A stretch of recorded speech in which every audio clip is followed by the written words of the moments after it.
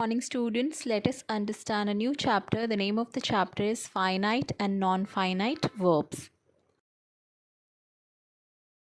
Students, there are two types of verbs, that is finite and non finite verb. So what is finite verb? The verb which limits its action according to the subject is known as finite verb. Now, how will it limit its action? Depending on the tense, depending on the person, and depending on the number. That is, verbs which will change according to the change in tense, person, or number in the sentence is known as finite verb. Like for tense, it will be in past tense and present and future. The verb will change. If number changes in a sentence from singular to plural or plural to singular, the verb in that sentence changes. And person, from first to second, third person, if there is a change in the sentence, the verb changes, then this verb is known as finite verb. Now we will understand it with the help of an example. Students, let us understand with the help of examples how verb changes according to the tense. First sentence says, I eat rice every day. It is a present tense sentence. How? Eat is V1 form. Okay, simple present tense, we have subject plus V1, and every day also tell you the habit. So it is a present tense sentence. Now next is, I ate rice every day. So I'm changing the tense of the sentence. From eat, I have made it to past, present to past, right? So the verb eat changed to ate. So when the verb changes according to the tense of the sentence, it is known as finite verb. Now one more hint I want to give you, that when there is only one verb in a sentence, no other verb is present, it is a finite or a main verb. Finite verbs are also the main verb of the sentence. So please remember, one verb only, it becomes the finite verb. Let's move to the next example. The verb changes according to person. Let us see the first sentence. The first sentence says, I run a mile daily. So here I is first person, and we always use plural verb with I because it is an exception. So that is why we are writing run. Run is a verb. When we add s to a verb, it becomes singular verb. Don't get confused here because it is always opposite of nouns. We add s to a noun, it becomes plural, but when we add s to a verb, it becomes singular. So now let us change the person of the sentence. From I, we are making it he, third person. Let us see what is the sentence saying. Sentence is same, only the person is changed. So he runs a mile daily. Now you can see the verb changes its form from plural to singular. It has become why? Because he is one person. We are talking about one person. If we would have written they, then it would have been they run a mile daily. So it would have been run, because run is a plural verb and runs is a singular verb. But with I, we use run, though I is one person, singular person, but we use run because it is an exception. We use plural verb with I. Now let us see the change with number. The verb change with number. Like here the sentence says rose is of red color. So is singular, right? Rose one, we are talking about one, and the verb is also telling you that we are talking about one rose. So now let's change to plural. Roses, because there are so many roses, so we will use which verb? Are, to make it plural. Roses are of red color. So you can see when the person changes from singular to plural, the verb also changes, and there's only one verb. So the verb which changes is known as finite verb. Got it? Now students, let us understand what is non-finite verb, just opposite of finite verb.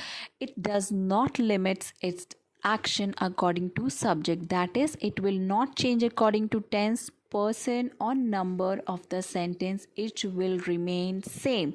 So whenever there's a verb which does not change according to the change in tense, person, or number, you have to mark it as non-finite verb. Simple. Let us understand it with one simple example. The example says, I found his school at a walking distance. Now, there are two verbs, found and walking, right? So let us make a different sentence similar to it, but let us change the tense of the sentence to find whether the verb changes or not, or which verb changes and which does not. So let us see. Sohan will find, I have made it to future tense. Sohan will find his school at a walking distance. There were two verbs, found and walking. In the second sentence, when we change the tense, it became find. So found became find in a future tense, but walking remained same. So remember, when the verb changes its form according to the tense is known as finite verb. So found and find is a finite verb, but the verb which does not change according to the tense or the number of the sentence or the person of the sentence, it remains same, it is known as non-finite verb. So here walking did not change itself, it is same, so it is a non-finite verb. Got it? Now, non finite verbs are of three types: adjective, noun, and adverb. Yes, verbs can act as adjective, noun, or adverb. Okay, so if anybody asks you whether verbs can act as noun or adjective or adverb or not, or verb can be a noun, adjective, or adverb or not, you will not say no, it can't be. Yes, verbs become noun, adjective, and adverb when we place it in a proper place, in certain place in a sentence. So we will understand how verbs will not act as verb but become noun, adjective, and adverb. So in this video we will only deal with noun and adjective. So here I have given you a sentence. The sentence for adjective says, the smiling baby caught my finger. If I'll ask you to find the verb in this sentence, you will say smiling and caught. Got it? But here smiling is not a verb, it is acting as an adjective. Why? Do you know what is the definition of an adjective? Adjective modifies noun, give more information about noun, right? Here you can see, you can read that smiling baby, it is telling you about the noun baby, that what kind or how is the baby. The baby is smiling, so it is giving you more information about noun. So here the verb is not acting as verb, it is acting as adjective. So whenever verbs acts as adjective, they are known as either present participle or past participle depending on the verb form. We will understand it further how it will be present or past. Next, when the verb act as noun in a sentence, it is known as gerund and infinitive depending on the verb form. Okay, that you will understand what I'm saying, what verb form I'm saying, I'll tell you as we move forward. But when the verb does not act as verb but behaves like noun in a sentence, then it is known as either gerund or infinitive. So here the sentence says, swimming is a good habit. Now how will you find out that here swimming is not a verb but a noun? So I told you the definition of noun, that whatever comes in subject or object place becomes noun, whether it is a verb, whether it is a preposition, whether it is an adjective. If it is in the subject or object place, it becomes noun. So here you can say swimming is a good habit. So what is a good habit? The answer comes out to be swimming. So swimming is a good habit. So swimming is the subject, and whatever comes in subject place, whether it is a verb, it will become a noun. So here swimming is a noun, and when verb act as a noun, it becomes gerund or infinitive depending on the verb form. So here swimming is a gerund. I'll tell you how it is a gerund, not an infinitive. And over there in adjective type, smiling is a present participle, not a past participle. That you will come to know as we move forward. Okay, but when verb act as adjective, they will either be present participle or past participle, and when the verb will act as noun, they will either be gerund or infinitive. That you have to keep in mind. Now, before moving forward, let us revise what are helping verbs and main verbs. Helping verbs, I have told you many times that they are is, am, are, was, were, has, have, do, does, did. Right? These are known as helping verb. What are main verbs? Main verbs are V1, V2, V3 and VING. Right? Like cook, cooked, cooked, cooking. These are main verb. Some they are a regular pattern of verb like ed and ing, but there are some irregular verbs also like arise, arose, arisen, arising, or come, came, come, coming. These are the irregular forms of verb. They are from V1, V2, V3 and VING. So cook is V1 form, cooked is V2, and the second one is cooked, that is V3. Now what is the difference between second and third form? When the spelling is same, the third form will have had or have or has before it. If the spelling is same, you are unable to distinguish, you will be distinguishing in this form. But if the spelling is different, like arise, arose, arisen, you don't need to identify it. You already know that V3 form will be arisen. Got it?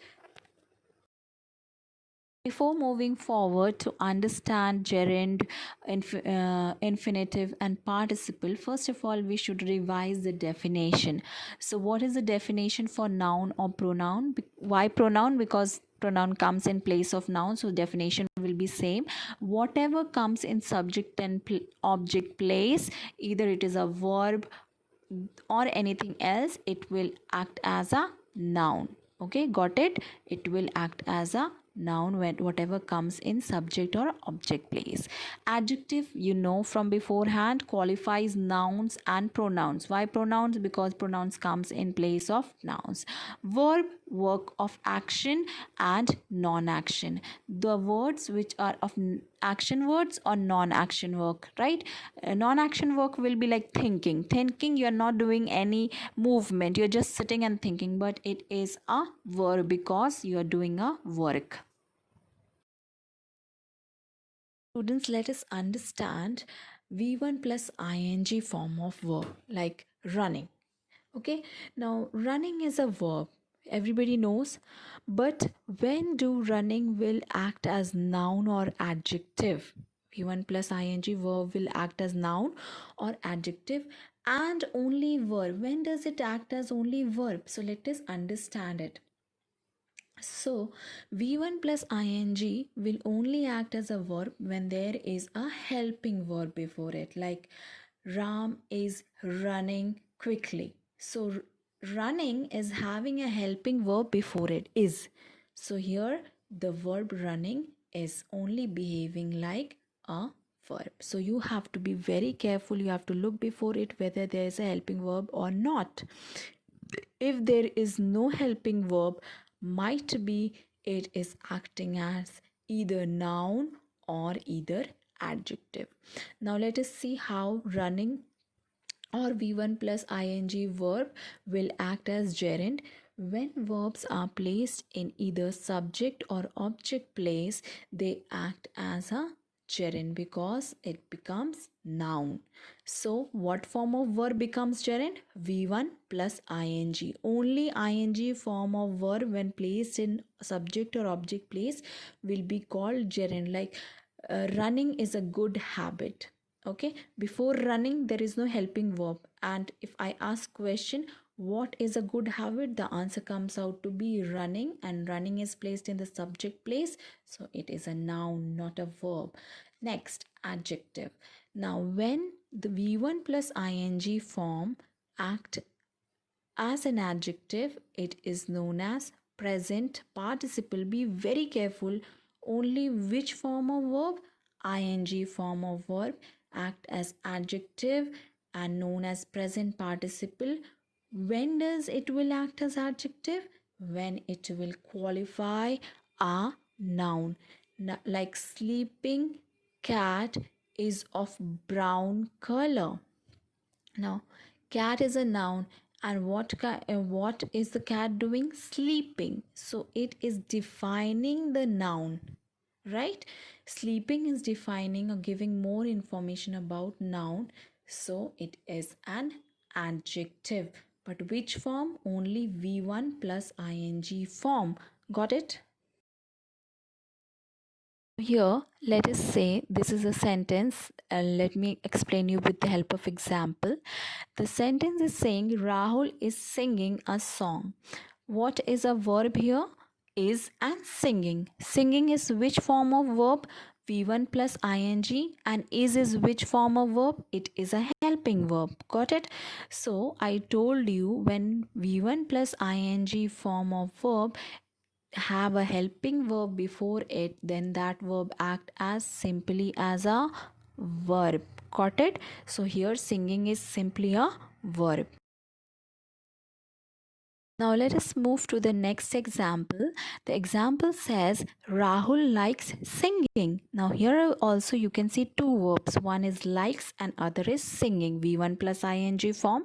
So let us be careful whether it is a verb, adjective or a noun. So likes is what kind of verb? Like is not a helping verb. It is a main verb because we can transform it into V1, V2, V3, VING.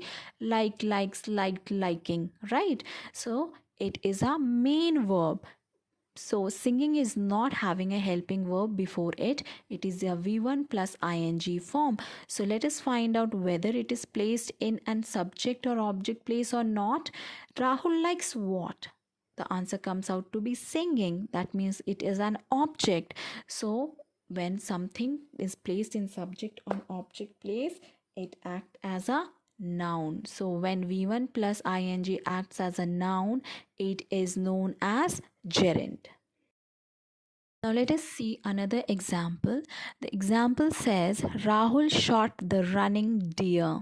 Okay, let us one by one find out what is the subject of this sentence. Who shot the running deer? Rahul. So it is a noun. Got it? Shot is a verb. What kind of verb it is? It is main verb. It is not a helping verb. The is an article. Running, again V1 plus ing form, and deer is also there. So there is a noun deer. Is it a noun or not? Let us find out the subject object of the sentence. Rahul shot what? The running deer. So deer is an object, so object becomes noun. Now before that object there is a verb looking like a verb, running, V1 plus ing. But is it really acting as a verb? Because there is no helping verb before it, so it is not acting as a verb. So is it really acting as a noun? No, it is not acting as a noun. Why? Because it is qualifying noun. Deer is a noun. It is telling you about the deer, that how was the deer which Rahul shot? It was a running deer. It is giving you the quality of the deer. So when a verb gives the quality of the deer, it is acting as an adjective, V1 plus ing form. It is a present participle. Let us understand V3 form of verb. Now I told you V1 plus ing is present participle, but V3 acts as adjective and it is known as past participle. But V3 form will also act as verb. When will it act as a verb? Only when a helping verb is before it. Similar to VING, but the only difference is it is known as past participle. Understand with the help of an example. Now here the sentence says they have wounded a German soldier. Okay, now here they is the subject, because when we ask question who have wounded a German soldier, the answer comes out to be they. They is a subject. Have is a helping verb, because I have told you is MR, has, have, had, do, does, did is a helping verb. Wounded is which form of verb? Wound, wounded, wounded. So it can be second or third, but it is third. How? Because have is before it, so it is a third form of verb. that is V3. Now I told you V3 can act as a verb and past participle. When can it act as a past participle? When it is defining and noun. When it is modifying a noun, then it will act as adjective and act as past participle. But here it is having a helping verb before it, so it is normally a verb. And German here is an adjective, soldier is an object, but German is not a verb, right? So it is not a past participle. Do not get confused that here there is an adjective, that means it is a past participle. How can it be a past participle if it is not a verb? Got it? Let's understand with another example the past participle form. I have followed the given instruction. So here I is the subject who have followed the given instruction. I is the subject. Got it? Have is a helping verb. Followed is which form of verb? V3. Follow, followed, followed. Why followed is a V3? Because have is before it. Because followed is also second form and followed is also third form. So how will we differentiate? With the presence of has, have, had. So have is there, so it is a V3 form. Got it? So is it acting as an adjective here? Is it a past participle? No. Why? Because a helping verb before it, right? Have is a helping verb, so it is normally acting as a verb. Then there is an article, then there is again a verb, given. Now given is what form of verb? Give, gave is the second form, and given is the third form. Now what is instructions here? I have followed what? The given instructions. The instruction is in the object place, so it becomes noun. So what is given here? Given is the third form of the verb. It is defining the noun. How? It is telling you that it was not the normal instruction which I followed, but somebody gave the instruction. Given instruction was followed. So what kind of instruction? It is giving you more quality about the instruction.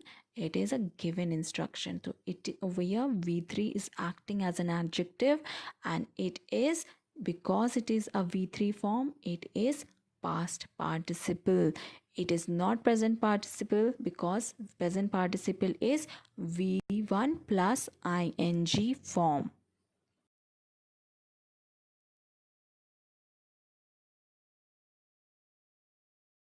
Now here students, let us understand infinitives. Infinitives are 2 plus V1 form. That is, the verb will always have a 2 before it, and the verb will be in which form? V1. And I told you, when the verb act as noun, they are either known as gerund or infinitive. So gerund, what form of verb it is? V1 plus ing. And infinitive, what form of verb it is?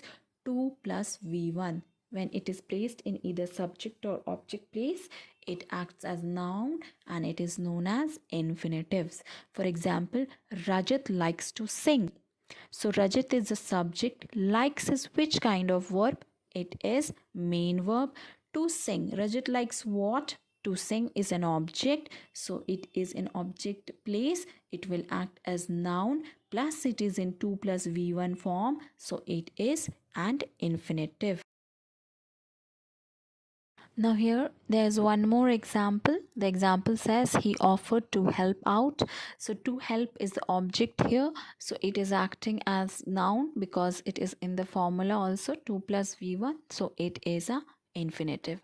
Now bare infinitive are some which comes after models like will, shall, would, could, can, may, might, etc. Like I can't agree.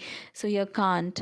Here the bare infinitives are the infinitives which will not be in the formula 2 plus V1, but you can identify them when they come after the models, just after the models.